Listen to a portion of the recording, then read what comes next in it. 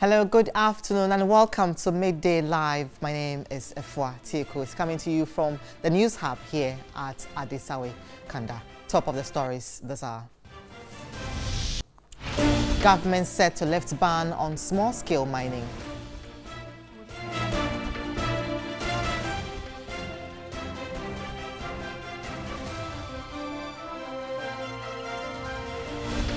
Heavy security at Yendi ahead of funeral of two overlords of Dagbon.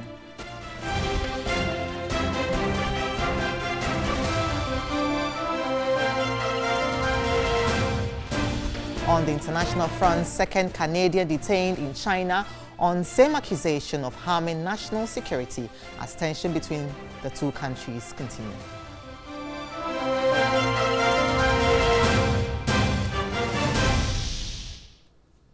We have details of all these and more in the next 1 hour. Now let's begin from the Northern Region, because the Northern Regional Security Council has assured residents of Northern Region of absolute peace during and after the funeral rites of the Abudu and Andani royals in the region. Chairman of the RECSEC, Salifu Said, at a press briefing in Yendi, revealed leadership of both factions have subscribed to the roadmap by the Committee of Eminent Chiefs. A report by Zubeida Ismail. Led by its chairman and regional minister Salifu Said, the team first called on both the regents of Dagbon, Kampakuya Na Abdullahi Yakubu Andani and the Bolin Lana Abdullahi Mahamadou. Their visit to the two royal brothers was to assure both factions of government support in the trying times. Members of the Regional Security Council visited the old Gbewa Palace at Yendi as the Abdus prepare to perform the final funeral rites of the late Mahamadou Abdullahi. The construction of a 5-bedroom round hut, which commenced about a week ago, is expected to be completed before Friday, December 14, 2018, to allow the Abudu Royal Gate perform the 2 weeks final funeral rites of the late Chief Mahamadou Abdullahi. Is to be performed in an atmosphere of peace. It is an opportunity for family members, relatives, and well-wishers to come and see how they can interact to support them to perform the camp in the period of it. So we thank everybody and thank especially the citizens within Yendi Township who have cooperated and supported them. I just want to also appeal that the Yendi Township, you will be seeing a lot of visitors, you will be seeing new security officers. Try to cooperate with them. They are just here for peace. Meanwhile, the Abudus have already announced a program lineup for the 2-week final funeral rites. And Zubeida Ismail is our Northern Regional correspondent, and she joins us on the phone line. Zubeida, what is the situation there at the moment in Yendi?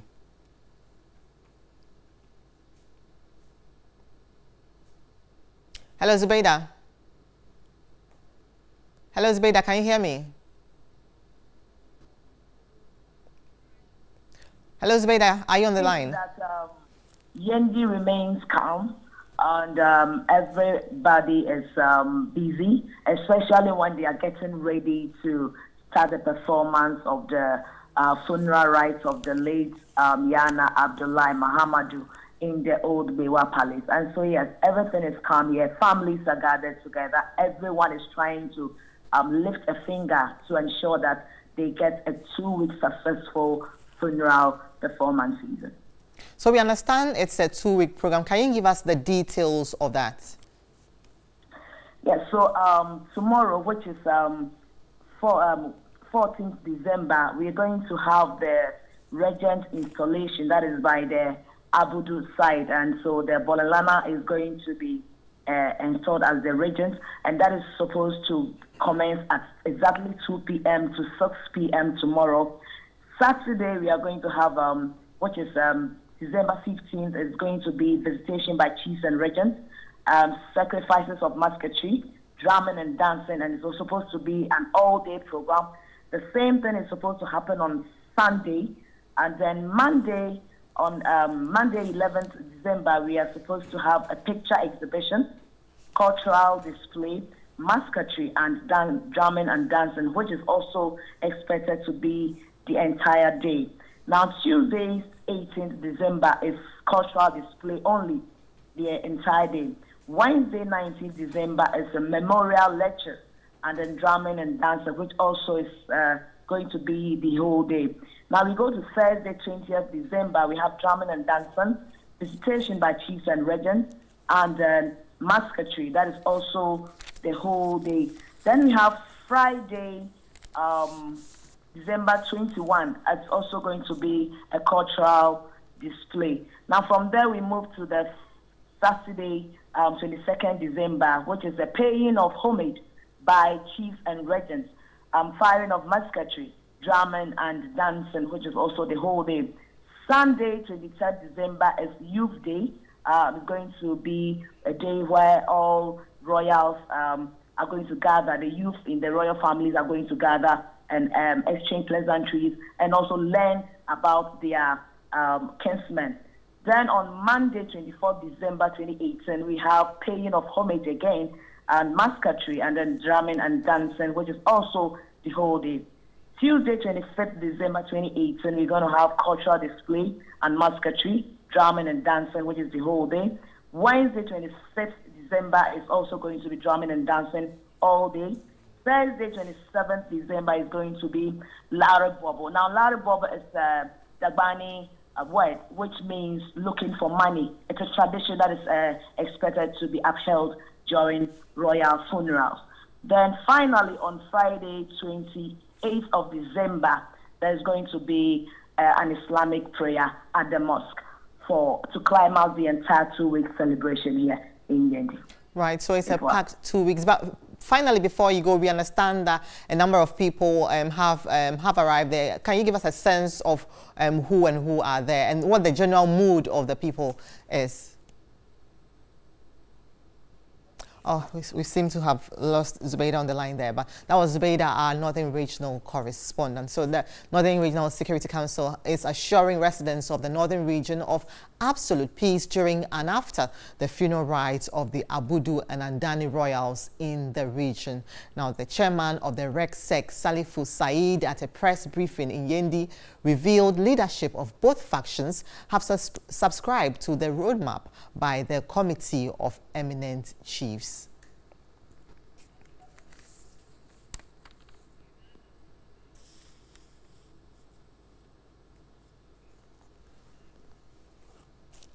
So one of the very key issues of this funeral is security, and Adam Bona is a security analyst and joins us for some analysis. Adam, thank you for your time this afternoon. What kind of security would you advise should be adopted as the funeral rites gets underway? Yes, good afternoon. If you could repeat your question again, I didn't quite get that. Please. Right, so I'm asking the kind of security that you would advise should be adopted with the funeral underway. Well, I think you are looking at a three-pronged approach with regards to what you call it security. Where, first of all, you would have the state, providing maximum security using the state resources, and you are looking at what you call it, the citizens, I mean, the ordinary citizens who are, what you call it, in and around the immediate vicinity of the funeral grounds and the palaces and the rest. And then the third one is going to be called those who are involved, those who are taking part in what you call it, those who are involved in the funeral itself. I mean, those who are directly affected or involved. And so this is the type of security you are looking at, where you have some form of education, letting them know the parameters where you can move to, limits to which you can do, and a more structured way of policing within the funeral environment or within the event environment. And so this is what I'm looking at. Right. Now, so are you worried about the security situation of the place, especially when just a few days ago we had some skirmishes in Boli? Are you worried about the security situation there? I must admit, I'm not worried at all with regards to the security situation. Partly because I have been able to pick up a lot of intelligence information with regards to the security architecture during before the funeral, during the funeral, and after the funeral. So I want to believe that if everything goes as planned, we are going to have about 95% success rate with regards to providing proper security during the funeral.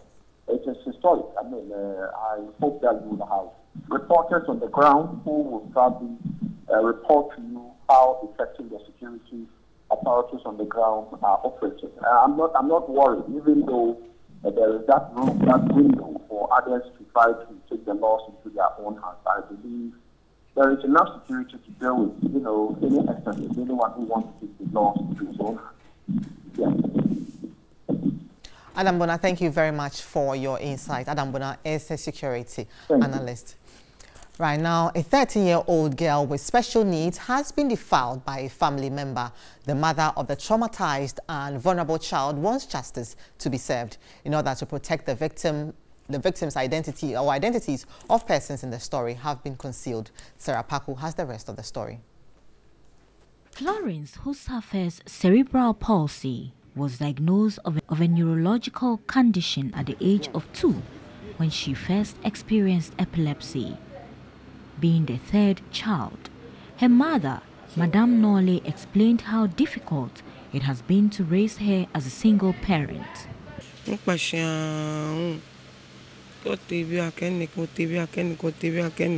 thing started as convulsion. I have roamed seeking for treatment for her, but to no avail. I'm tired, but I cannot give up. Florence was defiled by a family member residing in the same house with her. Doctor's report shows that she has been penetrated several times. Police station. We reported the case at the police station. They say they are still doing investigation. On Thursday, when I sent her to the hospital, it was confirmed she has been raped.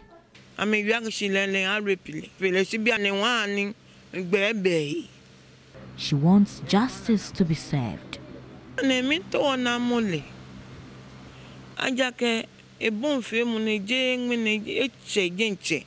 I really want him arrested because it has been his habit for a long time. As at now, his son is also towing that lane. The government should deal with him based on the law. The unit police commander at the Domestic Violence and Victim Support Unit, DOVSU, at the Peshi Division, Superintendent Margaret Sapati, says preliminary investigation into the case has begun. The police is, however, yet to arrest the suspect at one failed attempt.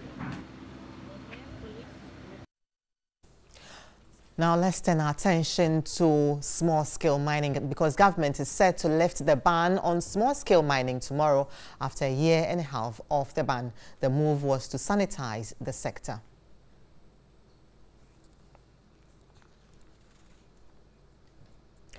Right, joining me in the studio is Dr. Isaac Kakari, who is the National Project Coordinator of the Multi-Sectoral Mining Integrated Project, the Ministry of Lands and Natural Resources. Doc, thank you for your time this afternoon.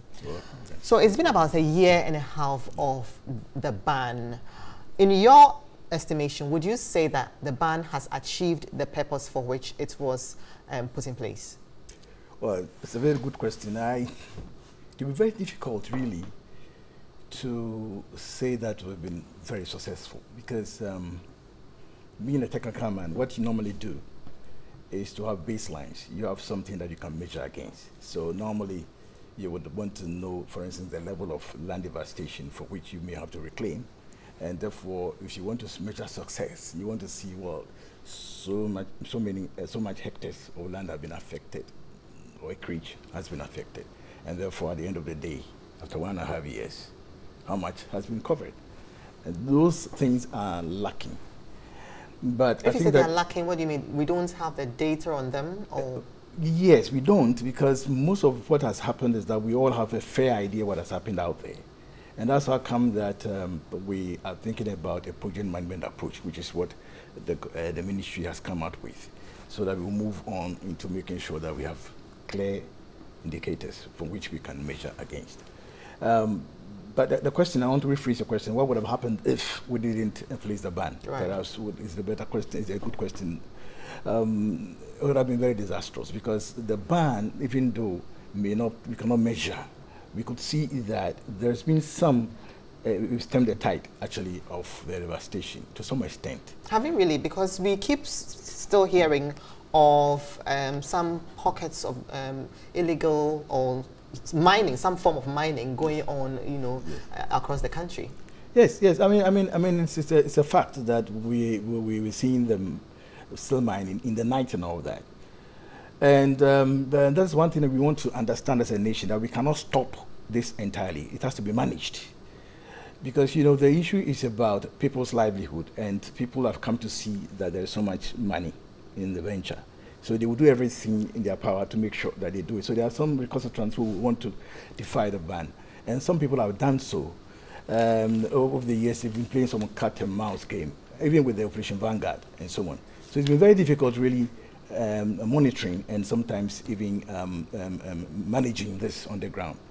And it brings in the idea then that we need to make sure that we work with the communities themselves, the mining communities themselves, and work with them and the scale miners, the small scale miners association themselves, so that we can actually combat this menace, with the government being at the forefront of making sure that we put the necessary regulations and the nation monitoring and evaluation systems for us to be able to achieve our But goals. as part of the MMIP project that has been ongoing, I mean, part of it also was to make sure that you work with the communities, you work with the people themselves who are engaged in the mining, to make sure that they themselves do the right thing and then do not allow any form of illegality to go on. You're saying that hasn't worked? No, the MMIP has not been rolled out yet. I mean, this is some perception we have out there, that it has been rolled out. No. The document was supposed to have been launched, and for some reason we couldn't launch it. But what is important to me is the fact that it's been received attention by the donor community, and the World Bank, for instance, is proposing a $50 million you know, loan and grant, for which we would want to use to be able to do what we want to do. So it's not as if MMIP has done. What has happened is that the interministerial committee, headed by Honorable Professor Boateng, from Boateng, has been doing some activity. And of course, my minister, Minister for Lands and Natural Resources, Honorable, you know, Asamoah Chairman, is also a member of that committee. And they've been trying to do certain activities in the interim before the MMIP should kick in. All right. So Please just hold on briefly for me, because I've been joined on the phone lines by Godwin Ama, who is the General Secretary of the Ghana National Association of Small Scale Miners. Godwin, good afternoon to you and thanks for your time. So it's been a year and a half since the ban was put in place. Finally, hopefully, it's going to be lifted tomorrow. What does it mean to you and your members? Hello, please, I can't hear you if you can speak. So I'm asking that it's been about a year and a half of the ban, and hopefully it's going to be lifted. What does it mean to you and your members? Oh, it's a welcoming news for us, and it's something that we've waited for close to 2 years now. So it's something that we are really happy about. Right, so one of the issues that came up during this period of the ban was that government should engage you and your members, or the people involved in the illegality, in some livelihood programs. Has that happened? Yes, you know, the government came up with a lot of processes and that we use to help small-scale mining sector to be more sustainable. And I don't think you can get everything 100% before you can move on. But what I can say is that the roadmap that government put in place, they engage the small-scale miners, especially the association. And so far, what they indicated on the roadmap, we've all been able to work on it to the final one, which is the vetting process that the small-scale miners went through. It's not everything that, you know, during the engagement that we proposed that government accepted. But at the end of the day, when it comes to dialogue and then the issue of collaboration, then we all have to compromise in certain ways to ensure that we move forward and then and get a more sustainable small-scale mining sector. Right. So moving forward, what are your expectations of the sector? Please, can you come back? What are your expectations of the sector moving forward? Moving forward, you know, with the steps, you know, there are so many things that was put in a roadmap, the steps. And as I said, we've gone through it. The next step is to ensure that small-scale sector, the enforcement is looked at properly than it used to be.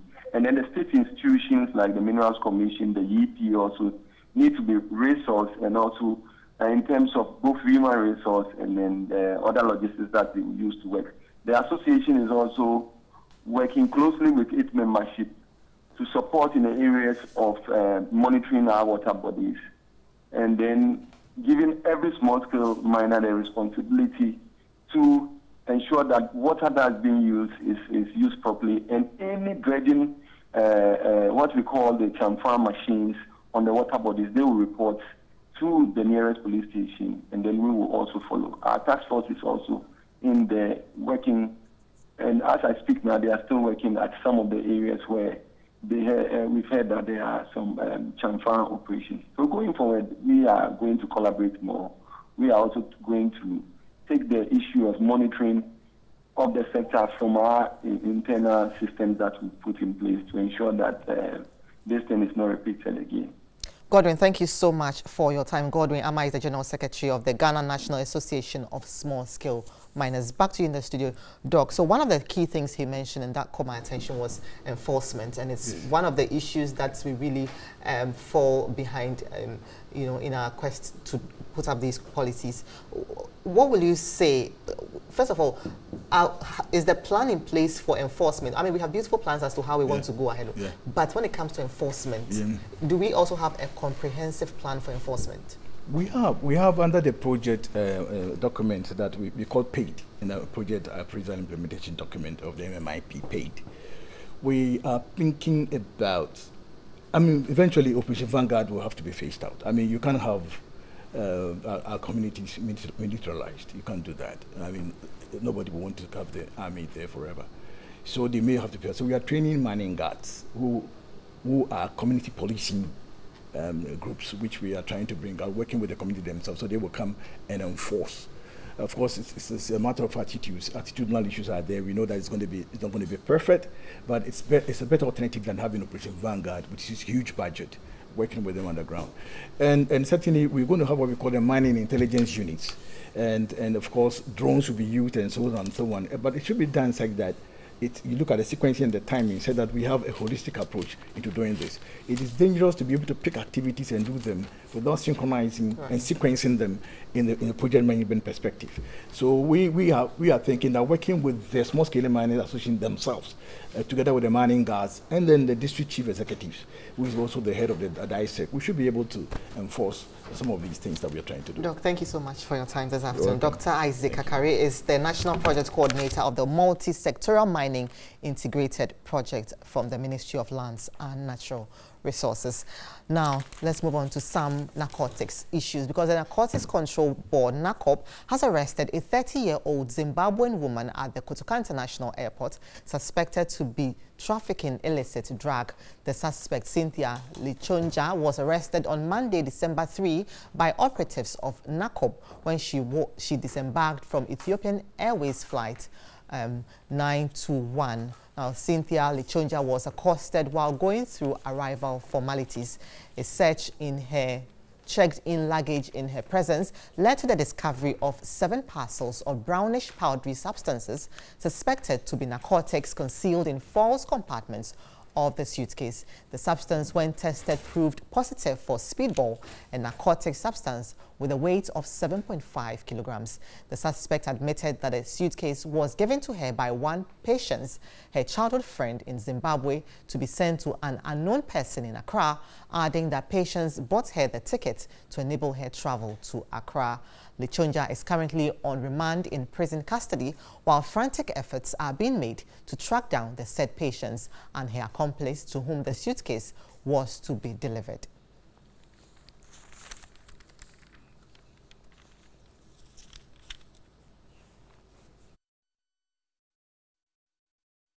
Also air your report on the MTN video report for today, and our citizen journalist Daniel in Chibuesiako reports on a broken down caterpillar which has been abandoned on a road at Nkranza North District in the Bunahafu region.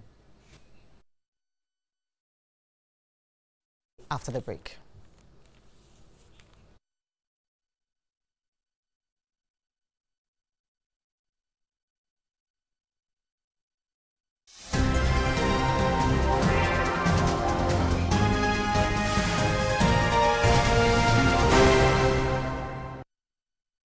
Back, Minister of Communications Esla Owusu-Ekufo says the National Communications Authority will continue to enforce regulations to ensure telcos improve on their service delivery. She noted the recent fines by NCA on all 4 telcos to the tune of 34 million cedis for poor services is a clear example of the regulator's zeal to sanitize the communications industry.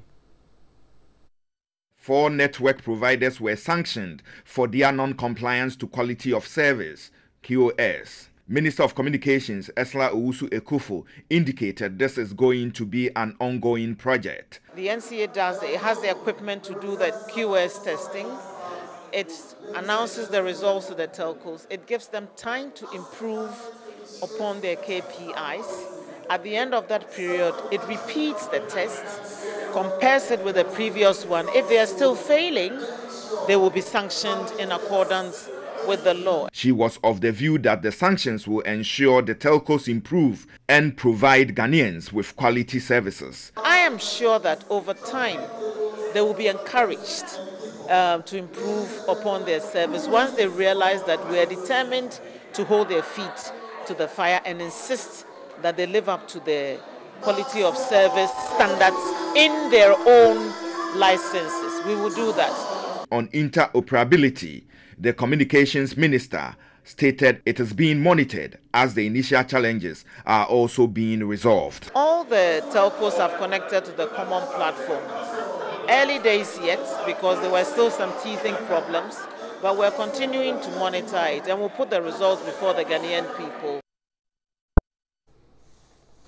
Now, ADB has announced that it will embark on a renounceable right to issue to raise 383 million cedis to help it meet the minimum capital requirements. This decision is, however, subject to shareholders' approval of the bank's annual general meeting scheduled for Thursday, December 20, 2018. According to ADB, it is also to seek shareholders' approval to convert a subordinated debt of 150,000 Ghana cedis owed the Bank of Ghana into equity as part of the capital raising process. The recapitalization plan by ADB somewhat nullifies the proposed measure of the bank and the National Investment Bank. As at September this year, ADB's stated capital was 275,000 Ghana cedis. If the Bank of Ghana equity plan is successful, it will push the stated capital up to 425,000 Ghana cedis. Now, the year-on-year inflation rate for November was 9.3%. This was a decline of 0.2 percentage points from the 9.5% recorded in October. Acting government statistician at the Ghana Statistical Service, Ba Wadie, attributed the fall in the inflation rate to a base drift effect in both food and non-food inflation rates. The Consumer Price Index, CPI, measures changes over time in the general price level of goods and services that households acquire for consumption. The year-on-year non-food inflation rate for November was 9.7% compared to the rate of 9.8% recorded in October. The year-on-year food inflation rate for November was 8.6% compared to 8.9% in October. 5 regions, namely Upper West, Brown Ahafo, Western, Ashanti, and Northern, recorded inflation rate above the national average rate of 9.3%.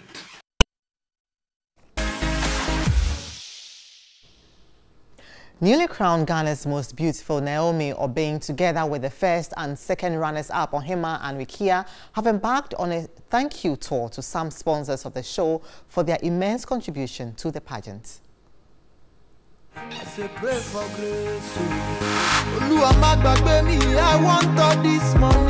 After an exciting 13 weeks of thrilling performances, it was time for the GMB Queens to say thank you to some companies that supported the pageant. The thank you tour began at Silver Star Auto Limited, providers of the brand new SsangYong Trivoli car for the winner, where the girls were welcomed by some executive members of the company. In a congratulatory message, the CEO of Silver Star, Asad Nazri, pledged his support for the Queens and urged them to be icons for change. You made so many women proud. You have a big responsibility ahead. The women are really looking up to you, and I think that as you carry out your responsibilities, the charities that you are supporting for the year, we would love to find out what your plans are and then see how we can also get involved as part of our corporate social responsibility. The reigning Queen Abena also expressed her gratitude to the company. The show is over, but we couldn't have departed without coming here to show appreciation for all your sacrifices. We are blessed to have you. We say God richly bless you and thank you for your massive support. After all the formalities, the girls were taken around to have a feel of their brand new stock. Now for me, if we don't make money, wait till we get. Wait till we get. If we don't buy the best, wait till we get. Wait till we get. Wait till we get. It all ended at the Kasapreko Company, one of the sponsors of the pageantry. As Kasapreko Company Limited, brand's manager for Kasapreko Spirit, Evans Kofi, congratulated the Queens for a successful show and encouraged them to take up challenging roles. For us, we heard a lot about the fierce competition that went around in terms of in the house. We were very much involved with the competition that you guys were doing, giving the cocktail sessions and all those ones. And we look forward to a better partnership come 2019. And we wish you guys well in your new journey, because now you guys are popular, now you're famous. And we believe that you carry a long carnival with you anytime you meet with your friends. And we thank you also for your support with that.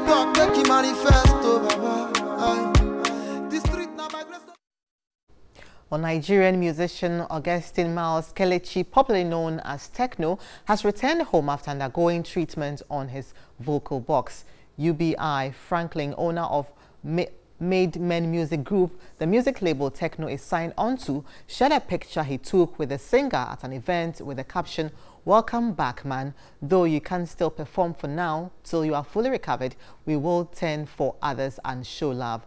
Last night with Techno for a few shows. Management of the artist on November 26 released a statement announcing that Techno will not be able to perform due to a temporal damage to his vocal box.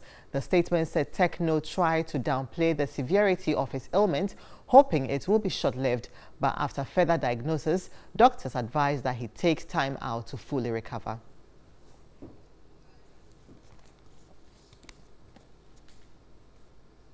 And that's all for Midday Live for today. Thank you so much for staying with us. My name is Efua Tieku. Have a lovely afternoon.